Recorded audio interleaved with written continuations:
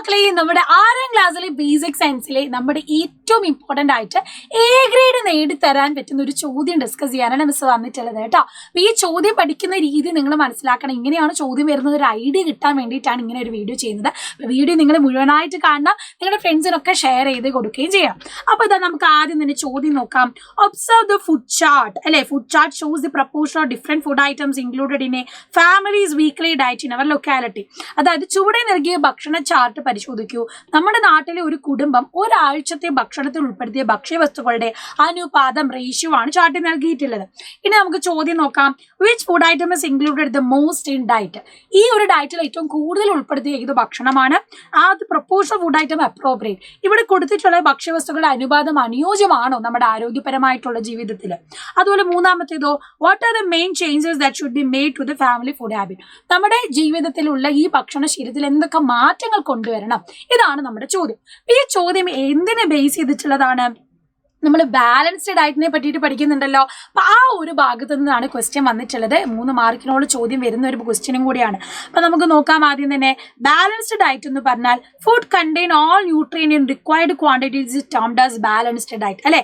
സമീകൃത ആഹാരം എന്ന് പറഞ്ഞാൽ ശരീരത്തിന് വേണ്ട എല്ലാ പോഷക ഘടകങ്ങളും ആവശ്യമായ അളവിൽ അടങ്ങിയിരിക്കുന്ന ഭക്ഷണത്തെയാണ് നമ്മൾ സമീകൃത ആഹാരം അല്ലെങ്കിൽ ബാലൻസ്ഡ് ഡയറ്റ് എന്ന് പറയുന്നത്. ഇപ്പൊ ഇവിടെ നിങ്ങൾ നോക്കിയാൽ കാണാം, puttu, dosa, chapati, rice, chapati, sweet potato. ഇപ്പുറത്തോ green gram, fish, Bengal gram, milk, dal, egg, meat അല്ലെ. അപ്പം നമ്മൾ ഈ കഴിക്കുന്ന ഭക്ഷണ രീതിയിൽ ഏറ്റവും കൂടുതൽ നമ്മൾ ഉൾപ്പെടുത്തേണ്ടത് എന്താണ്? ഏറ്റവും ഈക്വൽ പ്രപ്പോർഷനിൽ വേണം ഉൾപ്പെടുത്താൻ. പച്ചക്കറികൾ, പഴങ്ങളാണ് കൂടുതൽ, പിന്നീട് പയറുവർഗ്ഗങ്ങൾ, പിന്നീട് അവിടെ എന്ത് വേണം? അണ്ടിപ്പരിപ്പുകൾ, വിത്തുകൾ, കൊഴുപ്പുകൾ കുറച്ച് വേണം, ധാന്യങ്ങളുടെ അളവ് വളരെ കുറവായിട്ടാണ് കൊടുത്തിട്ടുള്ളത് അല്ലെ. അപ്പം പ്രോട്ടീൻ ആണ് കൂടുതൽ വേണ്ടത്, കാർബോഹൈഡ്രേറ്റും എല്ലാം പ്രപ്പോർഷൻ ആയിട്ട് വേണം നമ്മുടെ എന്ത് ചെയ്യേണ്ടത്? നമ്മുടെ ബാലൻസ്ഡ് ഡയറ്റിൽ വേണ്ടത്. അപ്പൊ കലോറി എന്ന് പറയുന്നത് എന്താണെന്നും കൂടെ ചോദിച്ചിട്ടുണ്ട്. ഇതും നിങ്ങളോട് ചോദിക്കുന്ന ഒരു ഇമ്പോർട്ടന്റ് ക്വസ്റ്റ്യൻ ആണ്. Calorie is the unit measure the amount of energy in food item required for physiological activity like respiration, circulation, etc. നമ്മുടെ ജീവിതത്തിൽ ഭക്ഷണത്തിന്റെ ഊർജത്തിന്റെ അളവ് കാണിക്കുന്ന യൂണിറ്റിനെയാണ് നമ്മൾ കലോറി എന്ന് പറയുന്നത്. ശ്വസനം, അതുപോലെ രക്തചംക്രമണം തുടങ്ങിയ ശാരീരിക പ്രവർത്തനം, നമ്മുടെ ബോഡിയിൽ പല പ്രവർത്തനം നടക്കുന്നുണ്ട്. അപ്പൊ അത് നിർവഹിക്കണമെങ്കിൽ നമുക്ക് എന്ത് വേണം? ഈ ഊർജം വേണം. ആ ഊർജത്തെ കണക്കാക്കുന്ന യൂണിറ്റ് ആണ് കലോറി എന്ന് പറയുന്നത്. So, a man engaged in physical activity require about 1900 to 2400 calories of energy per day. നല്ലോണം ആക്റ്റീവായിട്ട് വർക്ക് ചെയ്യുന്ന ഒരു മനുഷ്യർ അല്ലെങ്കിൽ ഒരു പുരുഷൻ ഒരു ദിവസം 1900 തൊട്ട് 2400 കലോറി വരെ വേണം. ഇനി വുമൺ ആണെങ്കിലോ 1600 തൊട്ട് 2000 കാലോറി വരെയാണ് അവർക്ക് വേണ്ടത് ഭക്ഷണത്തിലൂടെ. പിന്നെ a grown-up child need an average 1200 to 1400 അല്ലെ.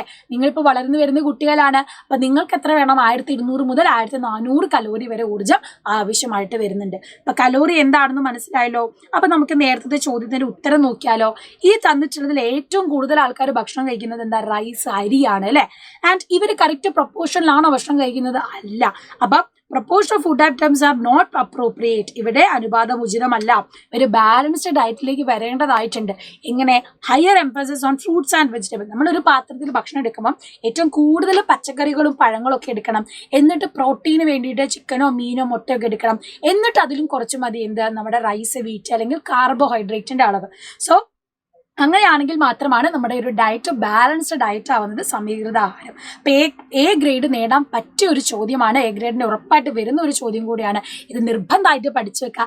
ഇനി ഈ ചോദ്യം പരീക്ഷ മാത്രമല്ല, നിങ്ങളുടെ ഭക്ഷണശീലത്തിലും ഈ ഒരു ബാലൻസ്ഡ് ഡയറ്റ് കീപ്പ് ചെയ്യാൻ ശ്രദ്ധിക്കുക. സോ കൂടുതൽ ചോദ്യങ്ങളൊക്കെ ലൈവിൽ നമ്മൾ ഡിസ്കസ് ചെയ്യുന്നതാണ്. അപ്പോൾ 7 മണിക്ക് തന്നെ മക്കളെല്ലാവരും ഫ്രണ്ട്സിനെ കൂട്ടി കറക്റ്റ് തന്നെ ലൈവിൽ വരണം. അപ്പം ഞങ്ങൾ മിസ്സുമാരൊക്കെ നിങ്ങളെ കാത്ത് വെയിറ്റിംഗ് ആയിരിക്കും കേട്ടോ. അപ്പം ഗുഡ് ബൈ, സി യു.